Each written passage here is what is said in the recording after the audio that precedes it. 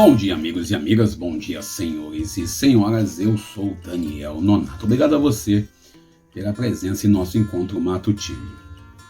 Na verdade, a gente tem buscado um pouco de força até para falar um pouco das nossas vidas, nossas histórias, esses 14 meses que nós estamos precisando de ajudas e temos pedido a todos e a todas trabalho, emprego, salário, dignidade.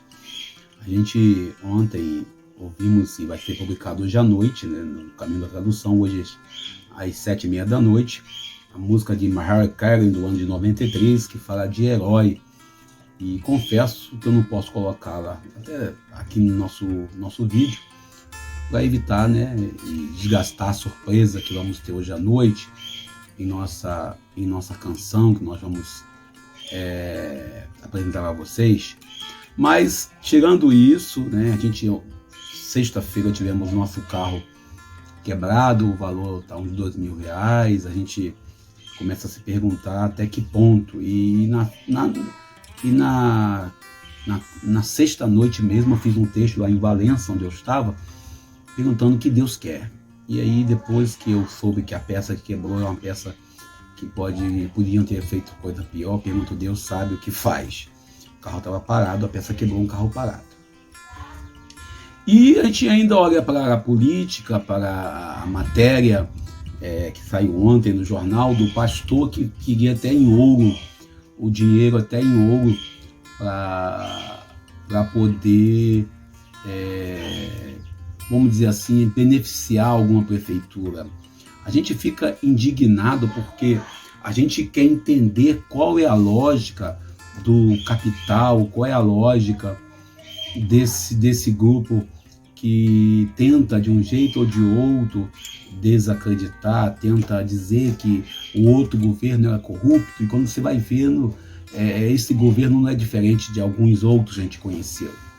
A gente vê aí um pastor presbiteriano, que é o ministro da Educação, junto com outro pastor de uma igreja Assembleia de Deus, combinando em que as prefeituras irão ser beneficiadas de acordo com o pastor. Eu não vou falar nome nenhum deles, até para me evitar estresse. A gente olha isso com muita tristeza, porque percebe claramente o uso da religião. Nós temos o devido conhecimento, e aí eu falo isso com conhecimento, se alguém me perguntar o nome eu não posso dar aqui, para evitar processo, não posso falar aqui, porque certamente eu serei preso, se bobear até, e sofreria a punição justa, por causa da lei, que a gente pode dizer que viu, que sabe, que entende, mas não pode provar, como coisa do Brasil. A gente sabe que há prefeituras que fazem benefício de pastores, benefícios de religiosos, de outros grupos religiosos também. Há prefeituras que, em época de eleição, é muito comum você ter, como acontece por aí. E nós vemos isso agora de forma muito clara nesse ano. No caso, a gente vê claramente isso nesse ano de eleição acontecendo agora a nível de Brasil, a nível federal, a nível estadual, a nível local, era quase que certo. Por exemplo, teve uma vez que um certo candidato foi para uma cruzada evangélica, e ele nem evangélico não era. Naquele dia ele levantou a mão para Jesus e disse que agora sim ele estava salvo, tudo para poder ganhar os votos dos seguidores do evangelho de Jesus. A gente fica indignado porque a gente percebe claramente o uso da fé do povo, o uso da igreja, do uso da religião. E a gente ainda fica mais indignado porque há quem defenda isso como prática legítima. Há quem concorde com isso como algo natural e normal. A gente, quando vai aqui para a rede social, a gente, quando vem aqui o sistema dizer, olha, isso está errado, isso não é de Deus, isso não procede, isso é algo que nós temos que combater, alguém vai dizer, Daniel, você está sendo pessimista porque você não recebeu a sua parte. Bom, eu nunca tive nenhuma parte, nenhum tipo de governo, nenhum tipo de corrupção. No passado eu vi que eu defendia o Lula, ou defendi o Lula alguma vez, ou comentei alguma coisa contra o Bolsonaro, porque eu estava acostumado à boquinha dada pela esquerda. Eu nunca recebi um centavo, nem da esquerda, nem da direita. Para não dizer que eu nunca trabalhei no governo, em governo nenhum, eu servi durante 2 anos uma prefeitura na Baixada Fluminense chamada Japeri, e eu não servia num serviço privilegiados, mesmo com a formação que eu tinha. Eu era o cara que limpava bueiro na cidade. E a gente sabe que foi uma fase muito difícil da minha vida que eu vivi, uma fase em que eu tinha que pedir ajuda a um ou outro, que agora eu volto a viver. Por isso, quando me ofereceram a vaga na prefeitura para me ser servidor público contratado, eu aceitei na época, mesmo sendo um governo de um partido que eu não era afiliado. A gente agora olha esse uso da máquina administrativa e a gente olha claramente que os canárias, e a palavra canárias das religiões, aí não vou dizer que é da igreja evangélica, porque eu sei que na igreja evangélica tem muita gente séria, como também tem muita gente séria na igreja romana, da qual eu sou batizado, mas sei também que na igreja católica romana tem muito picareta, e aí picaretas em todas as instâncias, e nós não podemos nunca negar isso. Por isso, a gente entra no evangelho de hoje, Lucas capítulo 11, versículo 14 a 23, Jesus, ele tinha acabado de ensinar os apóstolos a oração do Pai Nosso. E a gente, quando fala do Pai Nosso, o evangelho de ontem, nós lemos Mateus capítulo 5, versículos 17 ao 19, quando Jesus fala sobre o cumprimento da lei. Também fala sobre a importância de respeitar, né, e receber o prêmio pelo cumprimento.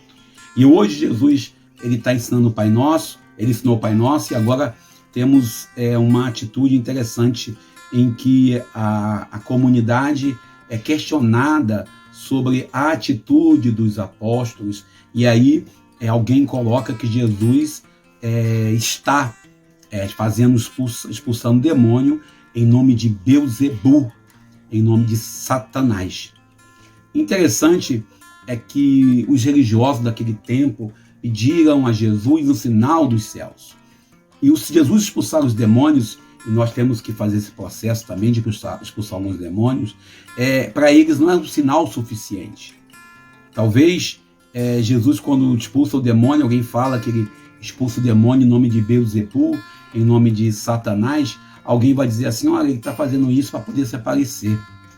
E Jesus entra com a máxima que um reino dividido por si só se cai.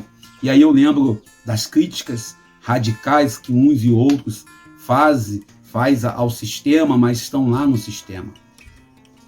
Interessante que hoje Jesus, quando coloca o versículo 23, quem não está com ele está contra, quem está comigo não está contra mim, Jesus tenta dizer bem claro como que nós devemos viver.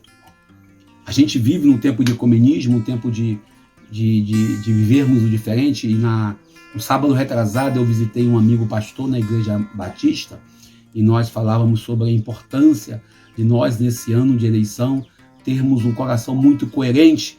E aí eu recebi um áudio, um vídeo, né, de uma pessoa colocando: se você ora contra as drogas e você vota em político que apoia as drogas, você ora pela sua juventude, mas apoia políticos que converte e degrine e destrói a juventude.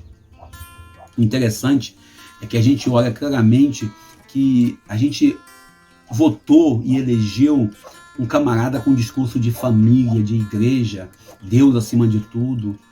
O povo elegeu um canária para a presidência da República com um discurso puritano, a exemplo de algumas cidades de interior. Talvez por isso que nós tenhamos hoje, quando a gente olha para esse evangelho, e a gente olha claramente Jesus falando sobre a realidade do povo.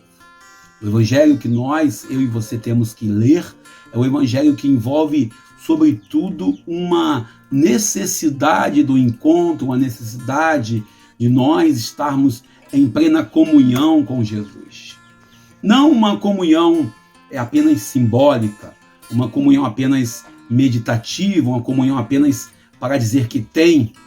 E nós temos essa certeza que alguns que hoje estão aí falando que nós somos o Satanás porque nós questionamos esse governo, uns e outros que trazem nas suas marcas e trazem de forma muito radical as marcas de uma espiritualidade muito voltada para uma necessidade de receber algum benefício.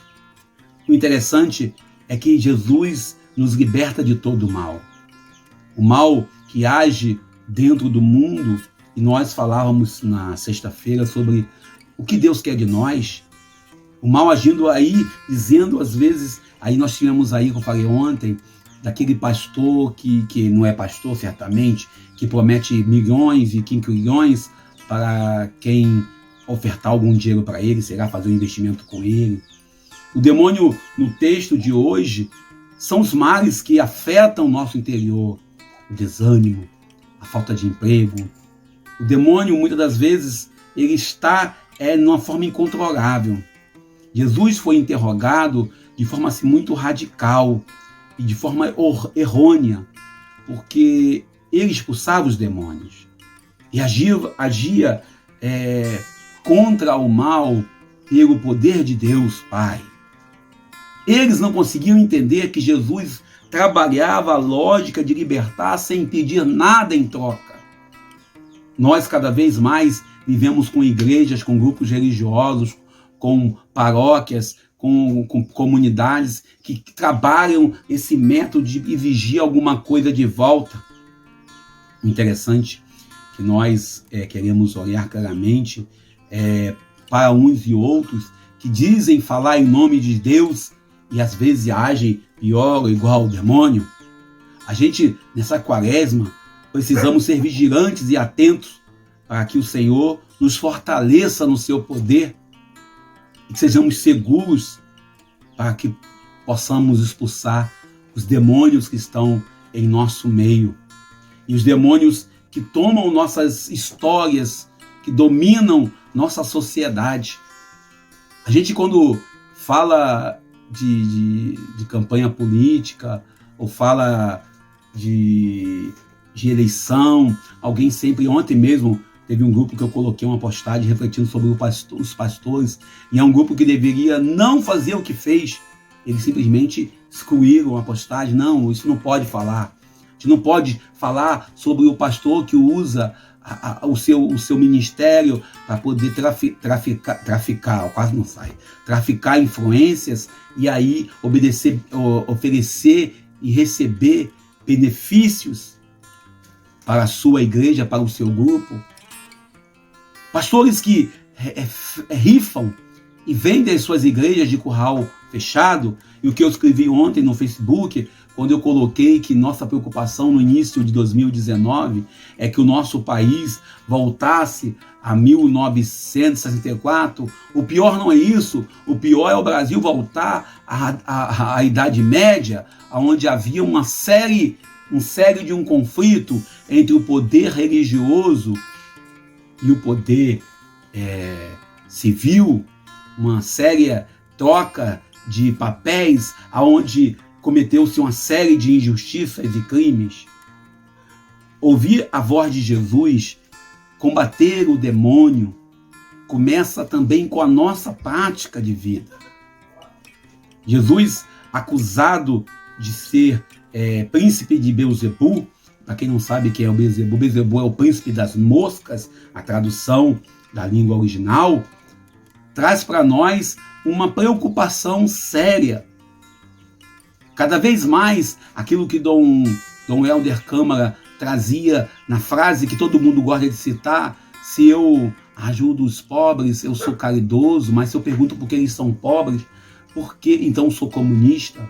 Ou ainda São Oscar Romero, que traz para nós uma meditação, uma reflexão e uma introdução para a nossa realidade sobre aquela prática, a prática cruel e desumana de ter um grupo selecionado, um grupo mais especial do que o outro.